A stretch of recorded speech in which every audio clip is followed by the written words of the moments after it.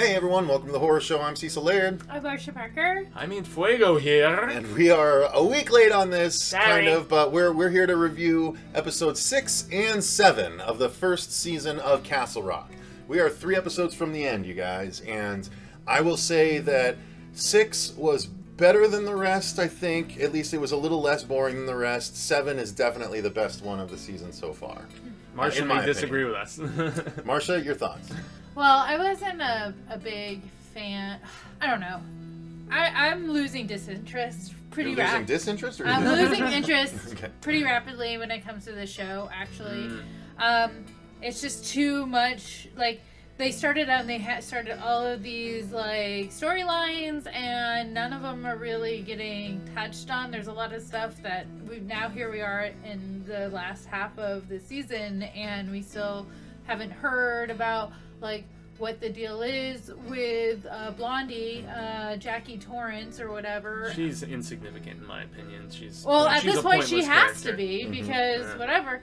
The whole, like, issue with Skarsgård is kind of weird, especially in this last episode, like where he was kind of like babysitting Sissy Spacek to her whole time travel experience, but like 2 episodes before he was like causing like people to like murder themselves. Like I don't know. I don't know what they're doing. I don't think they know what they're doing either. This last episode was interesting, but it was annoying at the same time for me because it's Sissy Spacek in this character.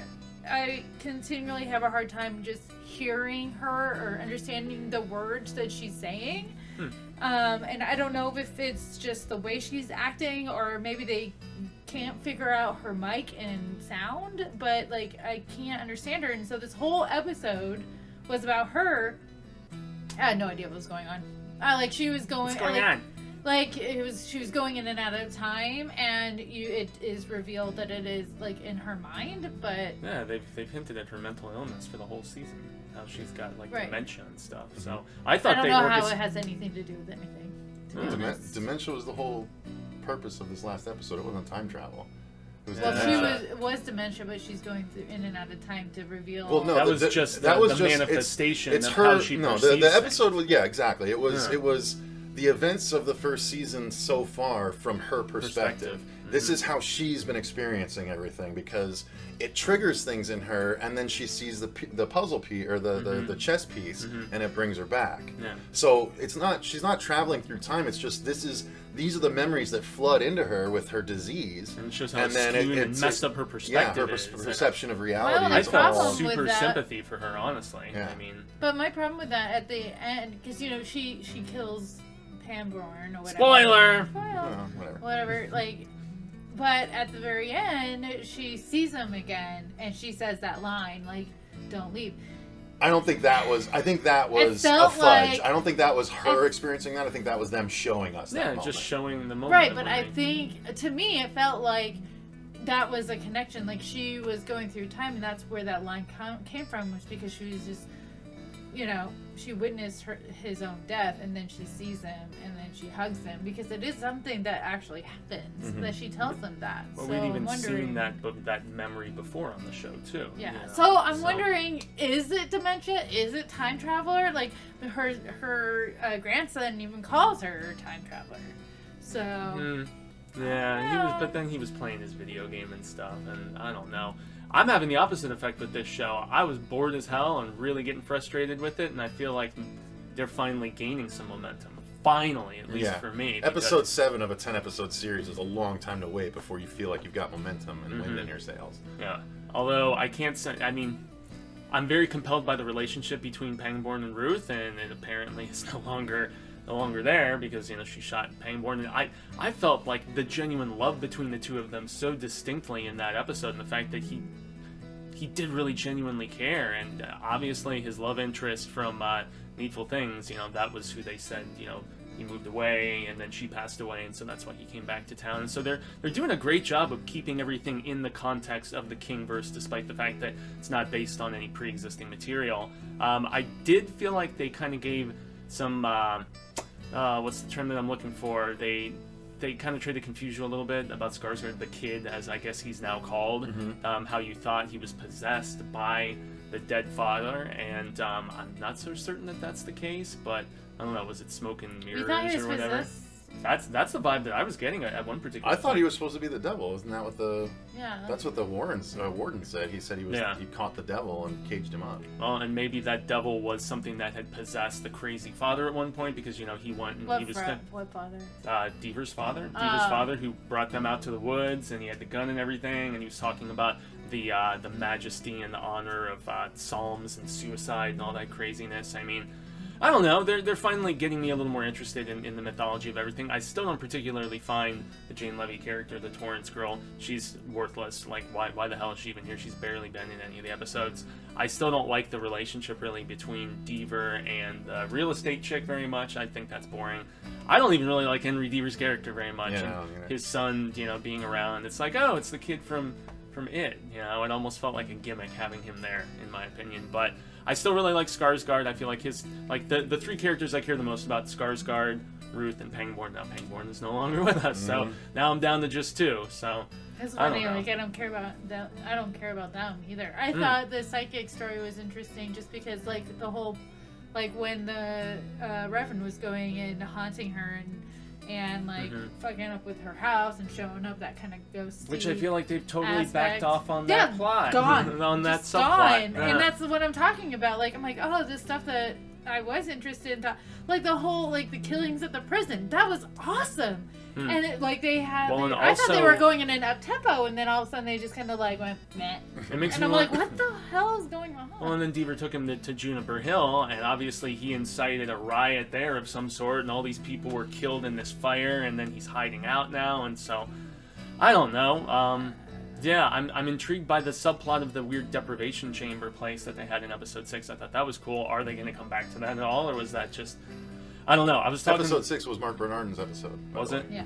Interesting. Yeah, I mean, I was talking with Lily about this after we watched it, and we were like, these are maybe the dangers of a writer's room, in the fact that you have all these different cooks in the kitchen, all these subplots, all these ideas, and maybe they get half-baked.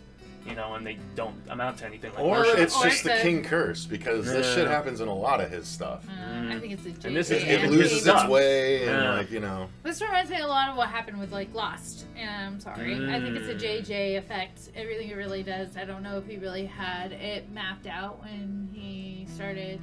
Even 11/22 lost its momentum halfway through, although I thought that finished strong personally. So hopefully this will. I don't know though. This isn't based on pre-existing material though, so it doesn't have that pedigree. It's I think Skarsgård's character would be a lot more interesting if they kept it menacing, but they totally switched it around in this last episode. Now he's all good guy. He's and it was so weird because when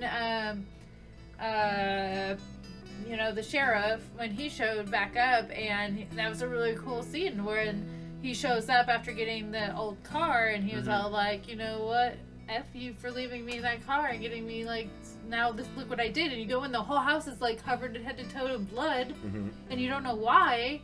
And then it's just him chasing her around the whole time, drawing her drew her a bath, and I don't know, she cut him, and that's what their blood was. And I totally thought he was possessed by the Reverend, by her husband. Really? That's what that's the vibe. that. That's the vibe that I got. Maybe Never I'm got wrong. that. Do you guys buy into that theory? Am I stupid? Oh. I don't know where that came from, to be honest. I don't know what's going on most of it. So honestly, every episode, even this episode 7, I was lost, and I'm like, oh, I'm meant to be lost in this one a little bit. It's just and then at the end, it came together. I was like, okay, that was a really good episode. But the rest, it's still just I'm a little bit of Fuego, I'm a little bit of Marcia. I think it has gotten better in some ways, it's gotten worse in some ways. It's still not as interesting as it should be.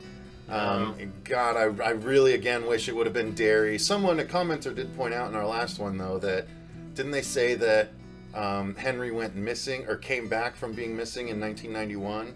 And now he's back in 2018, which is the 27-year thing, but that's Derry.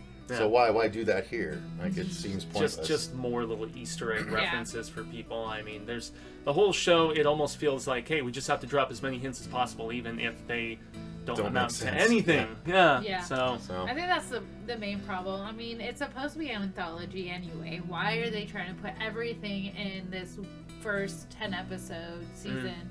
they should have picked one storyline and really like dug into it versus like having all these different things. Like, I don't know, I was really interested when it was the whole like Skarsgård was the root of the evil and causing this kind of cancer in the town, and it was contained and now it's loose.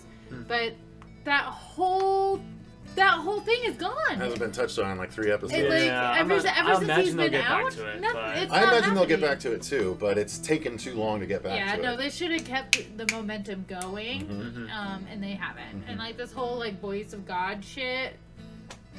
They're pumping too many breaks. They're pumping too many breaks. Too many cooks. But I knew that the Reverend was up to no good. I knew that. I thought he was a chomo at first, but then you find out, oh, he's just crazy, you know, because he had the brain disease or whatever it was. No, he's just like an awful person. Well, that too. And I did like that Sissy Spacek told real estate girl, like, you did good by killing him. Thanks. Yeah. It's like, what a weird interaction that was. She shows up, she's like, Henry's in trouble. And she's all like, oh, I got shit going on here. I'm sorry I can't help, but thanks for killing my husband. Goodbye. Great job. I do remember that. That's so weird. Yeah. I don't know. So, I don't know. I just keep watching and see what happens, because I mean now now it's at this point instead of 3 episodes left. Instead of there's only 3 episodes left, it's there's only 3 episodes left. So, all right, we'll see what happens for a second season though. So we'll see what happens. So maybe there's only 13 episodes. So it's not going to have the mist effect. No. Maybe next season it'll be Castle Rock and Derry. Did you force your way through the mist? Oh yeah.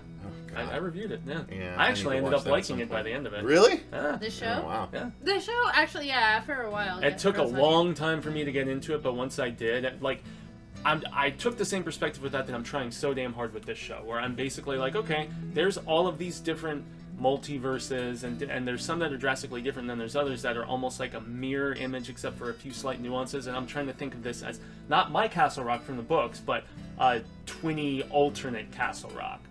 Maybe. But I'm trying. Did the mist actually get to creatures or no? It's all about drama between So it's people. exactly what I don't like. Yeah.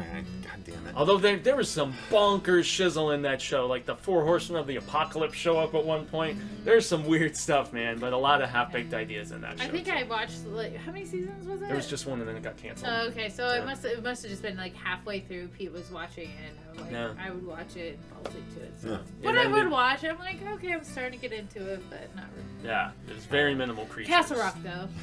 Yeah, Castle Rock. Well, why don't you guys let us know in the comments down below, what did you think of episodes 6 and 7 of Castle Rock?